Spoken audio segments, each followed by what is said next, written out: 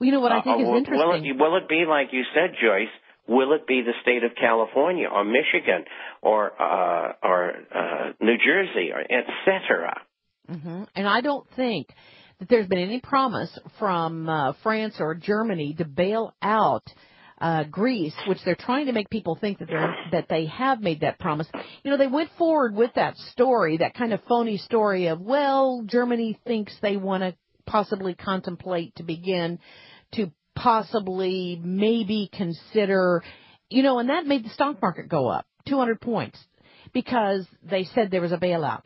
I mean, they're using these news stories as the antidote for the stock market, which eventually it's not going to work. Well, you're right about that, and the German people are adamant. They never really wanted to be in the Eurozone in the first place. And secondly, they today adamant about they want out, and they don't want the euro. And they're tired of supporting everybody else and having to continue to play World War II reparations, which they still are, incidentally. That's right, and their leadership are Bilderbergers. Yeah, and the European Union has said nobody is going to get out. There's no sovereign states. You are part of the European Union. Once you join, you stay and you play. We'll be back after this 3-minute break with Bob Chapman. Take a few phone calls, 800-259-9231. Welcome back to the Power Hour, ladies and gentlemen. Thank you for joining us, and thank you for caring about your world. You better care about your financial world. If it gets really bad, like Glenn Beck was saying, when you inject fear and hunger and all kinds of feelings into this mess, what's going to happen? Well, Bob Chapman told us earlier that we'll be insolvent, bankrupt. But what does that mean? I mean, I honestly have to think to myself, how does that look in our world? How will Versailles, Missouri look if all of a sudden they say it's bankrupt and insolvent? Well, we've got a couple of callers that want to talk to Bob Chapman. And again, he's the editor of the financial newsletter, theinternationalforecaster.com. If you call Midas and you get a 1/5 ounce gold coin for $200, and I forget what it was, I didn't write it down, something dollars, then you can get, oh, you wrote it down, $249.61. You are good, Josh. You are really good. Then you can get a free copy of the International Forecaster. Call 800-686-2237. Let's go to Joe in Arkansas. Joe, we got your books in. I just saw them this weekend. Welcome to the Power Hour, your new book days. Yeah. Okay. My question is, I was recently talking to a man who sometimes makes some money by selling old cars for scrap metal. And he said that he used to always watch the commodity price reports for the price of scrap steel. And he said that recently, I think it was a few months ago, he said, they stopped printing the price of scrap steel. And he was wondering why. Do you know why, Mr. Chapman? Probably because they don't want people to know what it is. I mean, is it going up or down?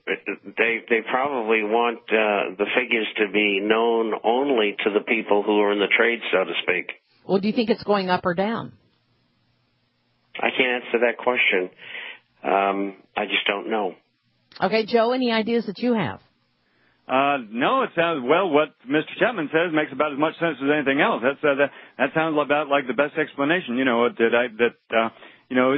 since we don't know for sure, you know, that sounds like about the most intelligent speculation anybody's going to come up with. All right, thank you very much for the phone call. Appreciate it, Joe. Let's go to Chris in New Mexico. Chris, you're on the air with Bob Chapman. Go ahead, please. Good morning, Joyce and Josh and Bob. By the way, Joyce, the word orthography, that's a $50 word that means spelling. You're kidding. Very good. Thank you, Chris. I excelled at it. And instead of teaching our 8th graders orthography, we teach them how to put a condom on a banana. Oh, yeah, that's true. That's true. Yeah. That's true. Okay. Anyway, Bob, what are the signposts? Are we going to start seeing, like, massive bank closures? Well, like Joyce said, what's it going to look like? What's your gut feel on that? Well, I think you've touched on one subject that I talked about this morning. FDIC secretly says they've got over 2,000 banks in serious, serious trouble. So that could be one of them, and they'll start paying off each one of them, their depositors, one by one, whittling down that $93 billion that they have. And at the same time, the Fed will try to, and the FDIC will try to place as many banks as they can among other banks that are more solvent. That could be the start. The failure of one of the states, Pennsylvania perhaps, that has talked about bankruptcy. New Jersey, after the terrible run of Corzine, who used to work for Goldman Sachs, incidentally, and proved to be even more corrupt than one of the corruptest states in the country. And then you have California, which is a dreadful state and has been for years. And so a lot of those events are going to start making people think, and there's going to be a lot of layoffs, because I cannot see how a municipal entity can say, well, gee, I'm broke, but we're going to keep all these employees. It doesn't work that way. And I would guess that perhaps a third, maybe as many as 40 or 50% of employees might get laid off.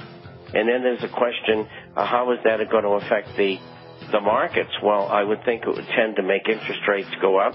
You would see a lot of municipal bond failures, and you'd see the stock market go down. Obviously, nothing good. Thank you very much, Chris, for the phone call. Good question and good answer. We'll be right back. 1 minute, 10 seconds. Stay tuned to the Power Hour.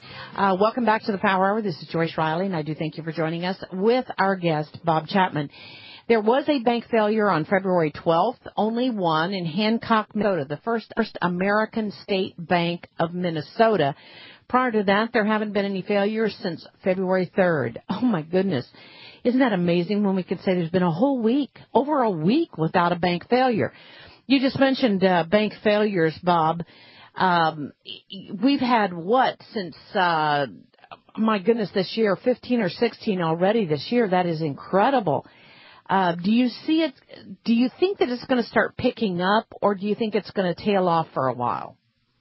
No, I think it's going to start picking up. The condition of the banks don't change overnight, and they are beset now with loans they've made on commercial real estate, and this and next year are going to be brutal, and they're going to have to take all kinds of property back. For one reason, some of it's in trouble, and they can't make their payments, but some of the real estate deals have no problems whatsoever, but they have no money to lend them. Amazing. Just amazing. Let's go to Jim in Virginia. Jim, you're on the air. Go ahead, please, with Bob Chapman. Hello. I really appreciate what you're doing there, and thanks a whole lot for your help. And I was just thinking of what the Federal Reserve note really is. I'm sorry? You know what the Federal Reserve note really is? What is it really? B flat. B flat. What are you talking about? Just the Federal Reserve note. Oh, I get it. B flat. All right. Well, thank you very much, Jim, for the phone call. I'm not quite sure what that had to do with anything, but what do you think we're going to start seeing very soon? Do you think that somebody's going to come along and bail out Greece, Bob? I think because of the political tenor in Europe, there will be guarantees on Greek debt, along with an austerity program that will bring them down to 3% of GDP, debt, public debt, that was a part of the Maastricht Treaty in the early 1990s, which is part of the Eurozone makeup. And it'll take them, at the state that they're in right now, if everything goes well, it'll take them 20 to 30 years of living in poverty to be able to clear their debt. Wow. You know, people are unhappy at the Olympics. They're having the horrible riots up there. They're, breaking windows in the stores. They're showing their frustration and anger at what's happening. I think that we're going to start seeing that in the United States before long. I think you're going to see it all over the world. We've seen it, a year ago in Greece, 2 years and 3 years ago in France. They have large, like in Greece, 1/3 of the population are foreigners. Most of them are illegals. And at least got the same problem. France, Germany not as bad because they've structured it better. Sweden and Denmark have terrible problems. As far as divergence of population, and people being unhappy with what's going on.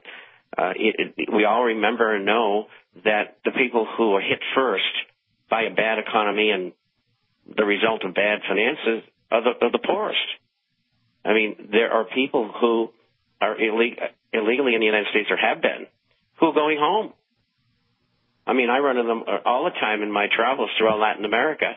And someone will come up and start speaking English to me, and I say, when did you get home?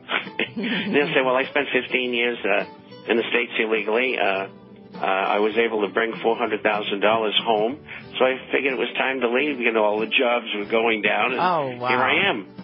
Hey, thank you so much for joining us today on the Power Hour. Call 877-479-8178 to get a free copy of the newsletter. Thank you, Bob Chapman.